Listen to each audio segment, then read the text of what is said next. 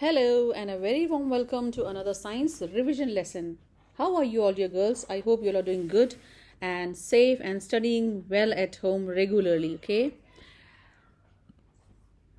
So let's start with our revision lesson, force and motion, and the topic which we are going to revise under this lesson is friction, weight, the pull of the gravity, and air resistance. The learning objective for today's revision lesson is to be able to revise, recall, and remember the friction, pull of gravity, mass and weight, and air resistance. Students, remember this was the most interesting lesson we have done. We did the space journey. Remember, you all made a pizza in this lesson. You all made the pizza in the space, and some of you have really done a wonderful work, and it's there with me for the display in the classrooms. So let's revise our topic further. So do you remember, can you recall how we have seen that the astronauts, those who are living in space, in the International Space Station, how they are spending their life over there, how they eat food, how they move from one place to another place? Can you recall that lesson, children? Why? What is the reason for these things not falling down? What can be the reason this honey is not able to fall down? What can be the reason that this chapati is not able to fall down? What is missing out there? Just recall.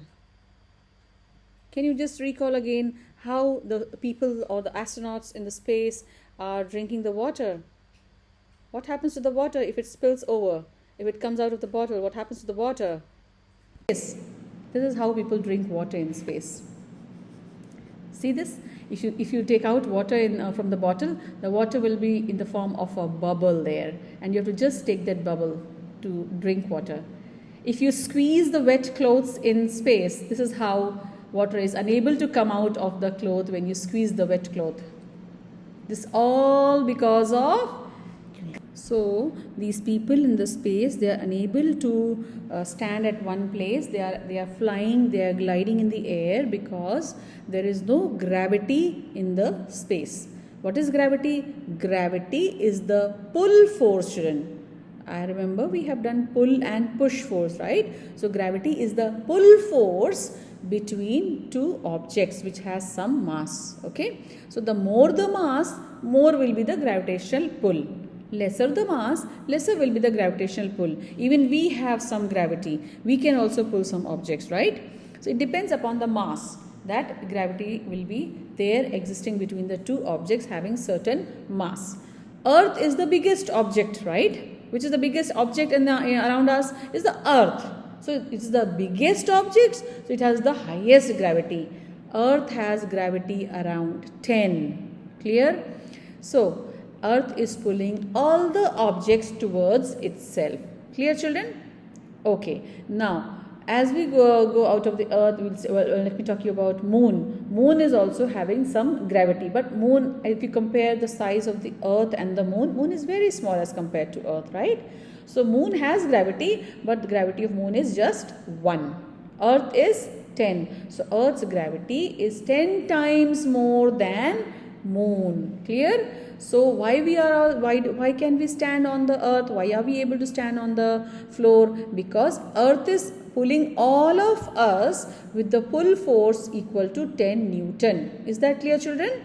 Everything is falling down on the earth. Everything is falling down on the floor. Why? Because earth is pulling everything with the pull force of 10 Newton. Clear? Here is a funny activity for you all, children. Imagine that you are sent to space for around like a week. Okay, you are there for a week, and you are going to make a pizza there. Okay, and you have all the ingredients of making pizza: the pizza base, the tomatoes, the olives, onions, and pineapple pieces, chicken pieces, green chilies, all those things, whichever you want, chili powder, salt, pepper powder, all those things. Okay, you can just imagine those things in front of you and try to make a pizza. Keep in mind there is no gravity. So what will you do in that case? How did you finally make a pizza? And just write to experience, were you successful in making a pizza? Okay, include all those funny happenings, what all happened, that I tried to sprinkle some salt, and the salt, instead of going to the pizza, it went somewhere else. Chili powder, it went somewhere else. And just write down all the experiences making pizza without gravity in the space. Okay, and write them down. Decorate your work with beautiful borders, with a beautiful pizza which you finally were able to make, or if you are unable to make, also you can write that activity also.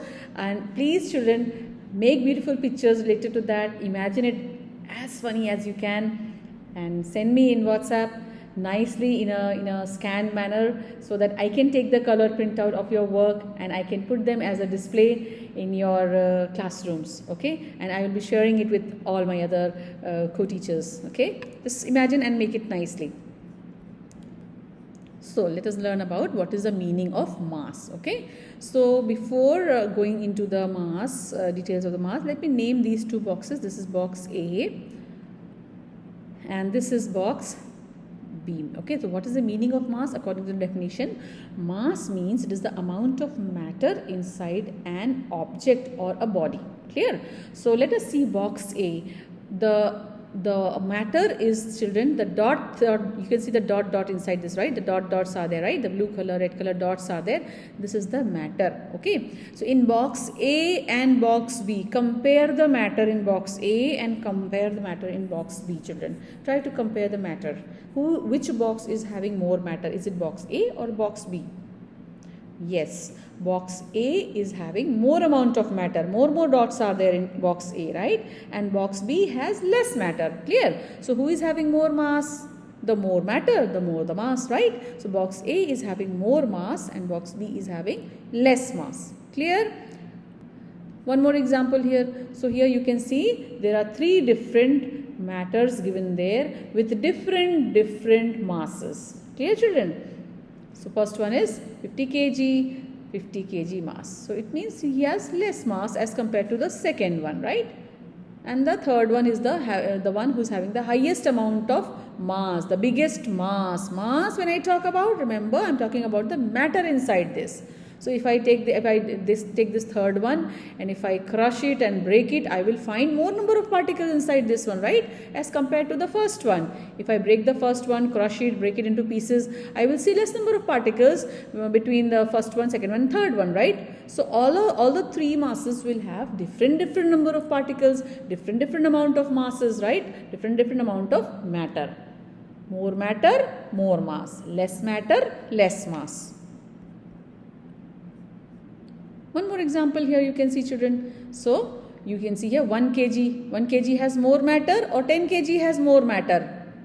1 kg has less matter. 10 kg has more matter. 200 kg has the biggest amount of matter. So it has the highest mass. Clear? What is the difference between mass and weight? Mass and weight. Mass, again, as I told you, mass is the amount of matter inside an object. Clear? Weight is the pull. It's a pull. Okay. It's a pull by gravity on a given mass. If mass is 1 gram, children, then pull of gravity will be there. Okay. If mass is 10 grams, pull of gravity will be there on each and every gram. That is 1 gram, 1 gram, 1 gram, 1 gram. All the 10 grams will experience weight. Clear, children? So who has more weight? 1 gram has more weight or 10 gram has more weight? 10 gram will be having more weight because each and every matter in 10 gram will be having a pull by the gravity. Clear? So let me explain you the difference between the gravity and the weight a little bit more, okay? So I am going to draw 3 circles here. They are representing the 3 solar bodies. One is moon and the blue one is our planet Earth, and the purple one is the biggest planet of our solar system, that is Jupiter, okay? Jupiter, this is Earth, and this one is the moon. Now, moon has a gravitational pull of 1 Newton. Okay. Moon can pull anything with a pull, amount of pull is just 1 Newton. Earth can pull anything with a pull force of 10 Newtons. Children, Earth sometimes you will see in some of the textbook as 10 Newton. In some of the books and articles you will see as 9.8 Newton. So this 10 Newton is approximate value. It's not the exact value. Okay. And Jupiter has the pull of around 26 Newtons. Clear?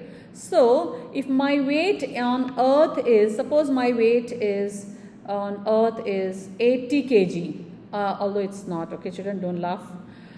It's 80 kg here. So what will be my weight at on the surface of the moon? I will be around 8 kg, 10 times lighter than Earth, right? I will be 8 kg on moon. Got it, children?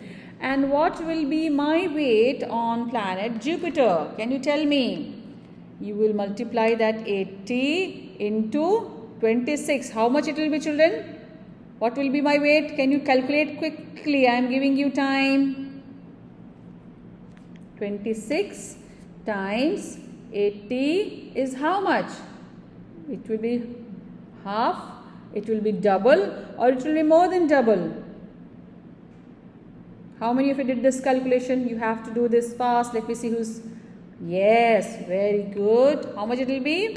More than, it will be around more than 2000 kg my weight will be in Jupiter, because each and every matter of my body, each and every particles will be pulled by the gravitational pull of 26 Newton, children. So each and every matter is being pulled by 26 Newton. Earth is pulling with 10 Newton each and every particle. Moon is pulling every particle with just slight force, that is 1 Newton. So you can see the intensity of the pull force at different places. So intensity of pull force is greatest in Jupiter, lesser in Earth, and the least in Moon. So objects, they will weigh lightest on the surface of the moon, and they will weigh heaviest on the surface of the planet Jupiter. So what is friction? Friction is the force between two surfaces of objects which stops them to move over each other.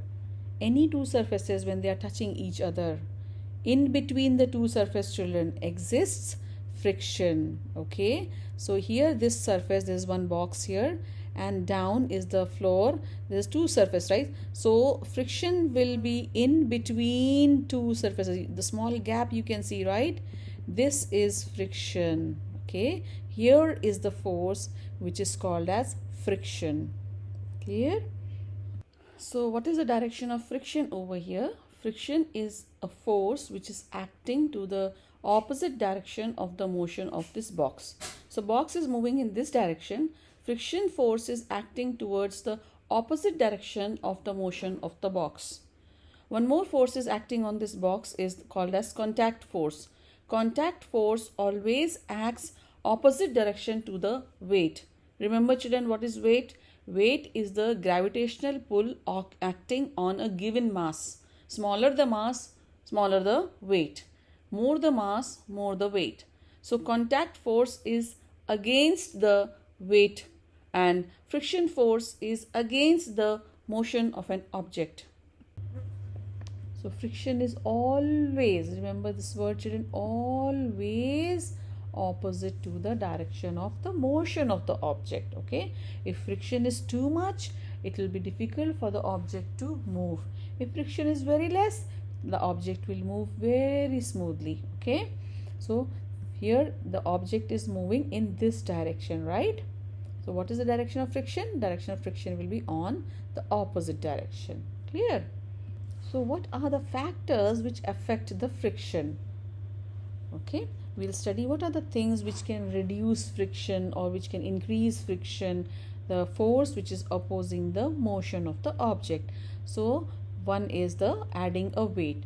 Let us do one example. I suggest that you take a pencil box in your hand just now, whatever pencil box or the pencil pouch you have right now in front of you. Just empty that pouch and keep only one pen or pencil inside that. Okay, and try to slide it with a slight push. You will feel that you are able to push that pouch or the pencil box with a small amount of push force, right? Now what you do, now add all the things in that pencil box, like 10 pencils, pens, whatever things you have kept outside, colors and everything, fill that pencil box or the pouch with many things. Okay, add on mass to that, add on some weight to it. Okay, then what will happen? Are you able to slide that pencil box as the same as you did before, or you have to apply a greater push? Children, try to observe, try to do this, try to slide this completely filled up, stuffed up pencil box or the pencil pouch with the same amount of push as you have done before. Are you able to do that, or you have to apply a greater push force? You have to apply greater push, right? Because the more is the weight, friction is acting opposite to the direction of the motion, so you have to apply more push on that pencil box. Clear? Then try to do this activity with the same pencil box. Children, try to do this one. So keep your pencil box in the sideways. Try to keep it on the table on the sideways. Try to push this pencil box or the pencil pouch with a slight push. You will be able to move it with a slight push. Whereas if you keep the pencil box down with the broader end, then you will require more amount of push to slide the pencil box. Got it, children? So the more the surfaces are in contact with each other, friction will be more. Lesser the surfaces they are contacting each other, friction will be less. Okay, then one more factor we can see here, children. Just cover the pencil box with cling film. You know what is cling film? It's a thin plastic sheet which we use for wrapping the salad and other cut fruits and all those things, which we keep in the refrigerator. You can find them in the grocery shops, especially in the vegetable section, where they wrap up the lettuce and the other fresh vegetables. So take that cling film and wrap it around the pencil box and try to slide the same pencil box with the cling film around. Are you able to slide it, children? You won't be able to slide it so easily, because when you wrap the cling film around the pencil box, the surface of the pencil box becomes slightly rough, right? So you have to apply greater push on the pencil box to slide it over the table. So more the rough surface, the rougher the surface, greater is the friction. Then you have to apply greater push force. Okay, so we can say the factors which affect the friction are mass of object, material of the surface of the object, area of contact, shape of contact, and other forces also. Mass of the object, the bigger the mass, the more will be the friction. Material of the surface and object, material means, for example, if I say run your finger, try to slide your finger on the surface of the mirror, children, you will be able to slide your finger easily on the surface of the mirror. Whereas if you try to slide your finger on the surface of the wall, you will be finding it difficult, or you have to slide your finger on the wall with a greater amount of push or pull. Okay, now the rough the surface, children, the rougher the surface, the greater the friction. The smoother the surface, the lesser the friction. Okay, area of the contact, if two surfaces they are having contact with each other with a bigger area, friction will be more. Okay, there will be more friction. Whereas if the two areas they are in contact with each other, if the two surfaces they are in contact with each other with less area, okay, then there will be very less friction. Got it? Now if I give an example of this, for example, if you take a pencil, okay, try to write with a very pointed sharp pencil. You will find to write easily and smoothly with the pointed sharp pencil, because the surface area, the tip of the pencil, it is having less area. If you try to write with the blunt lead of the pencil, not properly sharp, then you will feel it little difficult to write nicely in the notebook, because the surface area or the tip of the pencil is having more area, so their friction will be more and the writing will not be that good. So we have to sharpen our pencil to make the area less so that we can write smoothly on our notebook without any stopping force or any friction force. Shape of the contact.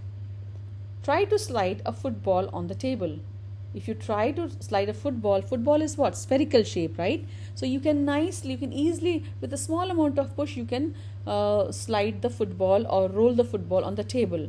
But if you try to slide a tissue paper box, which is cuboid in nature, you'll try to slide with a slight push, you won't be able to even move the tissue paper box with a finger push, right? So it's little difficult. So different surfaces, different shapes, they have different amount of friction in them. Okay, and there are certain other forces are also which are affecting the amount of friction. Friction depends on among the other type of forces also. How can we measure friction? How to measure the friction which is stopping us to move any object on any surface? How to measure the friction which is against the motion of any object? We need to measure this. What is the amount of force which is stopping us the movement of any object? So we can fix the force meter to that object using the hook. Okay, so suppose the object is very big. If the object is bigger, we have to apply more pull force on the force meter, and that much amount of reading will come on the force meter. If the object is small, we have to apply less force or the less pull force on the force meter, and that small reading will come somewhere here in the force meter. This is how we can measure friction, children, which is acting between the two forces, stopping the movement of an object. Put on your thinking caps, girls, and try to observe the two objects falling down in the presence of air and in the absence of air. One object is stone and the other object is paper. So you can see here, in the presence of air, the paper is gliding down slowly, whereas the stone falls very fast. And if you see, the paper and the stone, they both fall down at the same speed, at the same time in vacuum. Vacuum is the place where there is no air, there is no particle. So what's happening over here, children?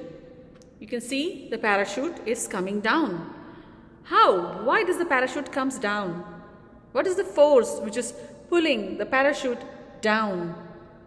We have done this force, right? And that is called as gravity. Gravity is the force which pulls down every object towards earth. So this parachute is coming down due to gravity. If there was no gravity, the parachute will never come down. But the parachute is coming down slowly. Why is it coming so slowly? What if I wrap up this parachute? What if I wrap it up and tie it up and make it like a ball shaped, fold this parachute? Do you think this parachute will come down as slowly as now? No, it will not come down as slowly as now, because the open parachute has more surface area. Let us see how it affects the coming down or the dropping down of the parachute. So as you can see, this parachute is in open state just now, okay? And this entire thing, this is called, as we can say, this is the surface area, right? This parachute is coming down due to the pull of gravity, but it is coming down slowly. Why it is coming down slowly? Because the air all over this person, right? Air is trying to push the parachute up. The air is the force which is not allowing the parachute to come down. On this parachute, two types of forces are acting. One force is gravity, which is pulling down the parachute, and the other force is air resistance, which is trying to push the parachute up. Can you identify, children, which force is more? Which is the winning force over here? Is it gravity or is it air resistance? Yes, gravity is the winning force. Gravity is more. That's why finally parachute comes down after some time. Imagine if air resistance was more than gravity. Definitely parachute will fly high. So now I'm going to show you an experiment which was done in NASA lab. You know what is NASA, children? NASA is an astronomical lab in America where different experiments are being done related to space and astronomy. So one more experiment was done here in NASA lab which shows how the substance falls down without depending upon their masses if there was no air resistance. Please watch the video till the end. So parachute is falling in which direction? Upward or downward? So parachute is falling downward. So air resistance will be in which direction? It will be upward. That's why parachutes, they come down slowly. Clear? And air resistance depends upon the surface area. Okay, so the bigger the surface area, more and more air resistance will be hitting it. More and more air will be hitting the parachute back, and it will not allow the parachute to come down. More and more air. Can you see this, children? More and more air will be inside the parachute. Understand? If the parachute is small, what do you think will happen? So less air will be there. So less air will be pushing the parachute in upward direction. So which parachute will come down faster? Smaller parachute or the bigger parachute? The smaller parachute will come down faster. So these petals, the petals of the flowers, when they are thrown in the air, they also experience the air resistance. That's why they come down slowly, gliding in the air, and finally they reach the floor or the ground. So air resistance depends upon more surface area and less surface area. A person falls from an aeroplane with parachute 1. Look at this example. Okay, and another person, he is falling down with parachute 2. Which is the bigger parachute? Parachute 1 is bigger. Parachute 2 is smaller. Yes? So if this is smaller, who has more surface area? Parachute 1 has more surface area. So more and more air will try to push the parachute up. More air will be acting upward. More air will try to push the parachute up. Right? More air. Look at this. The complete parachute is experiencing air acting in upward direction. Whereas this parachute is a small one. So less air will be there. Less air is trying to push the parachute up. Which parachute will come down faster? The smaller one will fall down quickly or faster, whereas the bigger parachute will take more time. Slowly it will come down because lot of air is there, which is not allowing this bigger parachute to come down. Clear, children? So the things which are moving in the air, what are those things? Aeroplanes are there, parachutes are there, gliders are there, hang gliders are there, and you go to Sea Line Beach, you can see many paragliding, people are doing paragliding. So these things are there which are moving in the air, right? So if we want these objects to move faster, what should we do? We should make them in a streamlined shape. What is a streamlined shape? Streamlined shape is actually the shape where the front part of the vehicle or the front part of the object which is moving in the air, it should be pointed. Clear? So you can see one here. This is the metro rail, and you can see here the bicycle, the person who is riding this bicycle, he is bending down. He's bending down to give it a streamlined shape so that the bicycle moves faster. You can see this racing car, it is pointed in the end, right? Can I ask you one question, children? If I keep in front of you a Ferrari car, and if I keep in front of you a school bus, which will move faster? Which vehicle will move fast? School bus will move faster, or the Ferrari one or the Formula One will move faster? Of course, the Ferrari car will move faster because it has a streamlined shape. Imagine our school buses are having streamlined shapes. What will happen? If the school buses are made in streamlined shape, what will happen, children? Since the school buses, they are carrying small children, they are carrying school kids, right? So the school bus will move faster, and it is really dangerous for children, those who are in the bus, because the bus may meet with an accident. It's not allowed to move or to take the children with high speed in the school bus. So to maintain that safety, to take that safety precaution, the school buses from the front part, they have more surface area, so they can move at normal speed. Clear? So let us compare some more vehicles. Okay, look at these. This is one aeroplane, Qatar Airways, you can see, right? And you can see one more here, the fighter plane. Which of these plane is having more streamlined? The fighter planes, they are having more streamlined front, right? The front part of the fighter plane is more streamlined, more pointed, and you can see how they move. You want to see their movement? Qatar National Day is coming, right? You can go to Corniche and see the air show, how fast these planes they move, right? Just because they have more streamlined body. Again, the Formula One race you can see here, and the school bus, which is moving faster? Yeah, the Formula One, the Ferrari cars, they are moving faster. Now we have something in Lusail, right? We have F1 races happening in Lusail. You can sometimes go there and have a check there. What is the shape of these cars? Are they streamlined? What is the thing which is making them to run so faster? Where is the school bus? Look at the surface area of the school bus from the front. It is so big. It is mandatory, it is important for the surface area of the school bus to be big because it's carrying small children.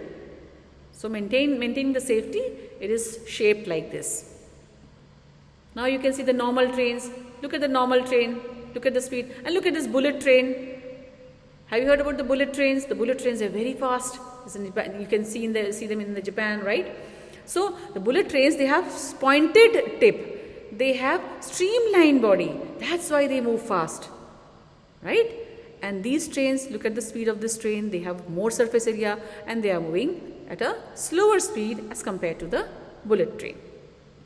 So what is a streamlined shape? Streamlined shape is a shape which is having a pointed end from the front, whereas a non-streamlined shape will have a blunt end from the front, or the more surface area is there from front.